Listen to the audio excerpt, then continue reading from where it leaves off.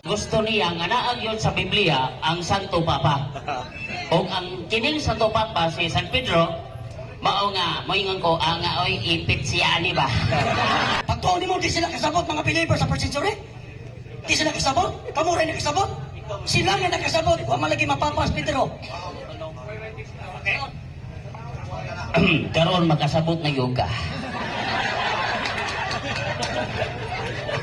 Ang balaan sa Binisaya sa Latin, Santo.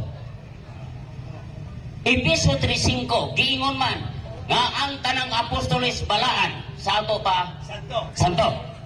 Si Pedro kay apil mas apostoles, sa ato pa si Pedro Santo. Tubag nila. Okay. Santo. Sa Biblia, nagi santo. Walay santo. Walay papa. Ay sa ba, naay santo. Paminaw sa lagi, sakto lagi naay santo. Walay papa. Sunod. Naay santo. Hoy papa. Ayaw sa papa kay wa pa man tamabot ana.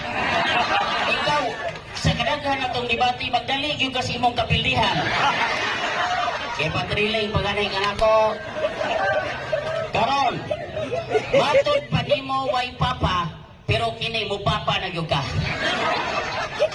Ono Pedro 5:13. Ngingon si 5:13. Basa niya, Biblia niya, ipit ka ani ba? Ang oy sungkol GC ba? 5:13.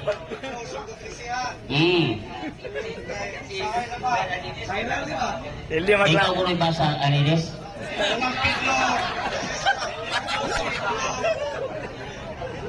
Cinco 13. Okay, kapasa na.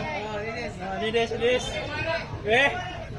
Bandila, Brad. Ang iglesia nga ania sa Babylonia pinili nga kauban ninyo nangumusta kaninyo og ingon man si Marcos nga akong anak.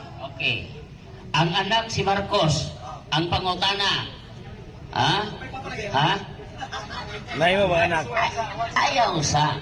Ang anak si Marcos. Ang pangutana.